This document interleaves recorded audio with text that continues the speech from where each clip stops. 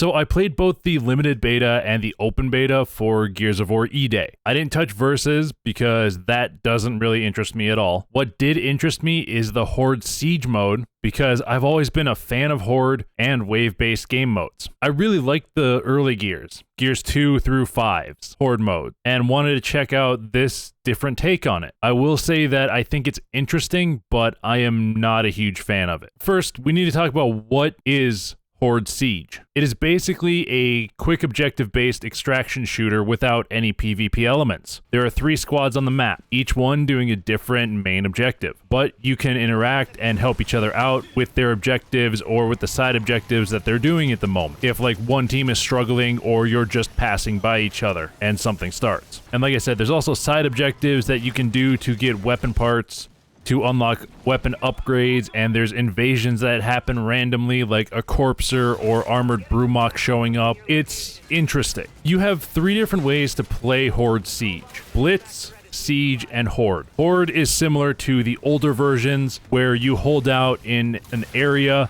preparing defenses and defending the rig.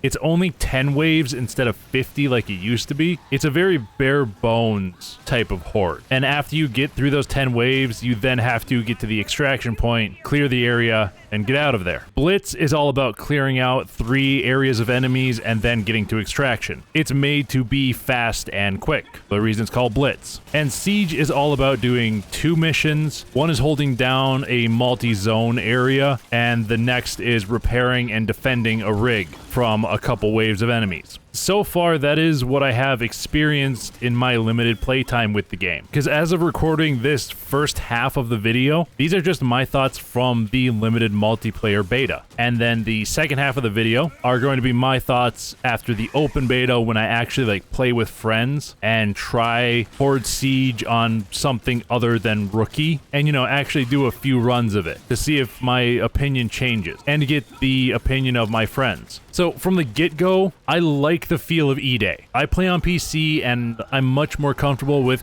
mouse and keyboard now than I am with controller, especially in a fast-paced game like this. In Gears 5, everything felt really clunky when it came to mouse and keyboard, but in E-Day, I feel like there's a lot less of that clunk. It's not super streamlined, I feel, but I was enjoying the gameplay because everything felt decently responsive, and like I could actually use mouse and keyboard to move really well around the world. I don't know if, I can wall bounce, which that might not even be a thing anymore, but I still felt like I was able to smoothly move through the world, and that I would never be forced to switch to controller like I've had to do with a lot of third-person games and with the older Gears. Like in Gears 5, where I think I was forced to switch to controller because mouse and keyboard was just not working. So, I enjoy the game's controls and its feel, but what about Horde Siege mode itself? Like I said in the beginning, it's interesting, but I'm not a huge fan of it. And I would say I have 3 major concerns with Horde Siege mode. Before we talk about my concerns with Horde Siege, I just want to say if you're enjoying the video, please do hit that like button and subscribe for more of the variety of content that I'm working on. There's more videos like this coming out, plus videos like the Super Fantasy Kingdom and Zombies challenges, and I do have a few like friend session videos coming out. Alright, let's talk about my concerns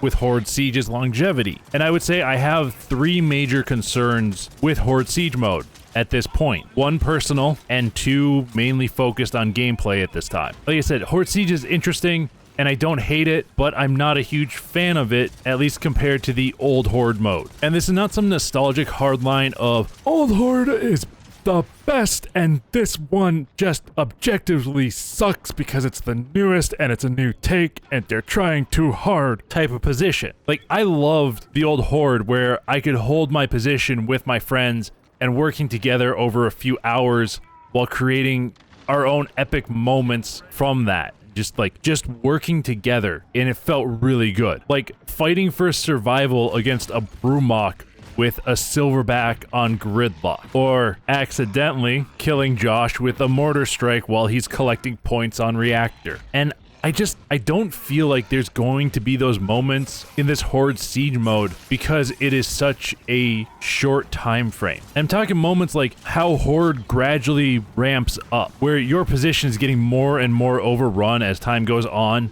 even while you get better defenses, and you kind of get a little bit desperate towards the end to just survive through the next wave, and you're like running around the map, dodging enemies, dodging shots, and just trying to get away so that you can actually do some damage. Like, that created some really good moments and was really fun. Horde Siege mode, I don't feel like that's gonna really be a thing too much. And that's the whole personal thing with Horde Siege mode. I don't know how fun it's going to be compared to, like, you know, the old Horde mode, where you're locked in and like you're going and focusing on the game and just having fun and surviving. And that kind of leads into the two other concerns I have with lobby hopping and scaling. In the older Horde mode, you're locked into one game for anywhere from 30 minutes to 6 hours, depending on your team coordination and game mode and difficulty. In Horde Siege, you're going to be hopping back to the lobby and searching for another game a lot, because Blitz is only supposed to take 10 minutes.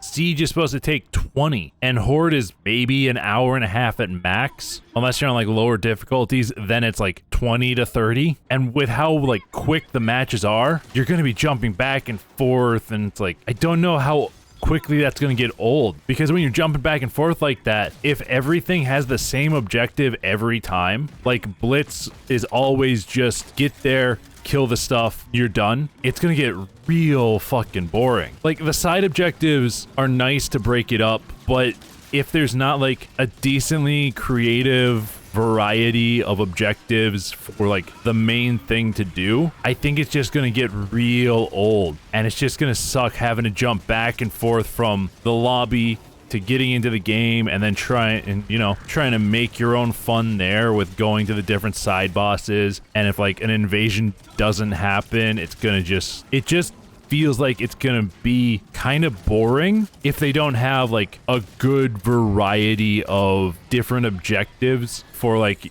the main objectives. Maybe, you know, do something like giving us a bomb that we have to run somewhere in Blitz. Like, you have to get it from this place over to this place and plant it in, you know, a minute. So you have to actually, you know, blitz through stuff. You can't stop and fight everything. You gotta blitz all the way over there, plant that bomb, otherwise, you know, you're dead. I hope there are more objectives than what I experienced with my very limited, like, one time playing, because I only played each of the game modes once, because I knew what Horde was gonna be. I wasn't sure about Siege and Blitz, so I wanted to try them, and yeah, they're okay. Then there's also the thought of scaling. So instead of having 4 to 6 players on a multiplayer sized map, you now have this larger city with 12 players running around. If people stop playing Horde Siege at higher difficulties like Insane, how is that going to scale? If on Insane, all 3 teams need to work together to, you know, beat an invasion of an armored Brumok, how is that going to work when people stop playing Horde Siege and you can't get 3 teams? Is it just going to become, like, fully unplayable then? Like, I'm honestly scared for this game mode's future if people don't like it and they stop playing it, because it feels like it relies, or like the higher difficulties are going to really rely on coordinating with the other 2 teams and helping each other out, instead of, you know, just having 4 to 6 players that can hold down a position. But that's where I'm at after just like barely scratching the surface of Horde Siege. I did the orientation one, then I did Blitz once, I did Siege once, and Horde I did twice because I forgot to record the first one. And that was during the limited multiplayer beta. Now, we are in part 2, so let's see if playing with my friends changes my mind on the game, and we'll see what their thoughts are also. No, no, you bitch! Oh, fucker. Oh. I pressed the right button, guys. This one's mine. I don't get why there has to be 2 other squads. Still don't understand. It's kind of cool, but like, I guess, you know. Like, you kind of need them for the invasions, but that's about it. Because you can get invaded by like a Corpser and an armored Brumok. And you have to go in for the Corpser, like you have to force it back into its hole, and then run over, grab a bomb, and toss it in. So like, I kind of get it having multiple squads for that. Kind of just, I don't know. I don't hate it, but I just like, it's gonna make it difficult, like, later in the life stage of this game to, like, find squads to play this with. Yeah, that's what I'm saying. Like, when it hits, when we get up to the point of Commander or Insane, and everybody's decided to stop playing because it's the same shit over and over again. Like, Or they just leave. yeah, or people just start leaving. Whatever. Yeah, we... In the 2 matches we played, our fucking teammate has not stayed, so... Yeah. Very good. I'm glad. That's pretty fucking typical for Gears of War, though. Alright, I'm back, finally. Not really sure if I like these small, like, fast missions or not. You know what I mean? Yeah. Like, my cooldown for my ability is not working. Like, I don't actually know when it's off cooldown. It's just forever lit up.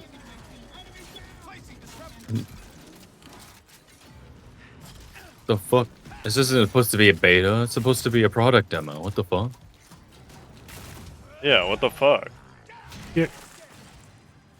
So, talking and playing with Mike and Chase, I think they have the same reservations that I mentioned earlier. And I didn't influence them. I didn't even share my thoughts about it until Mike came to the same conclusions on his own, basically. For us, Horde Siege feels interesting, but we're unsure of, you know, a few things. Why do we have 2 other squads on the map? And how does that truly benefit the game other than, like, with invasions and maybe a little bit of help? Are these 3 modes going to be the only modes in Horde, or will we get a traditional 50-round Horde mode along with, like, other more specific Horde modes? Like, you know, wretches only and stuff like that. And will E-Day actually have a long life cycle, or are people going to start dropping out of it fairly quickly? The open beta just added more questions to, is E-Day going to be good for more than like a year? Sure, we're probably going to get it to play the campaign and play some more Horde with hopefully a full team, including Josh, but I honestly don't see us sticking around on it or coming back to it like we did with Gears of War 5, because that we came back to a lot. E-Day, I'm not sure if we're actually going to be coming back that much. And those are my thoughts on Gears E-Day beta. Hopefully the game is going to be better. I'm not saying it wasn't enjoyable, my time with it, and that I'm not going to enjoy E-Day, but I just want possibly some more with the Horde mode at least. But yeah, those are my thoughts on Horde Siege and Gears of War E-Day. I hope you enjoyed the video and that you're having a royal day and that it continues to be great for you.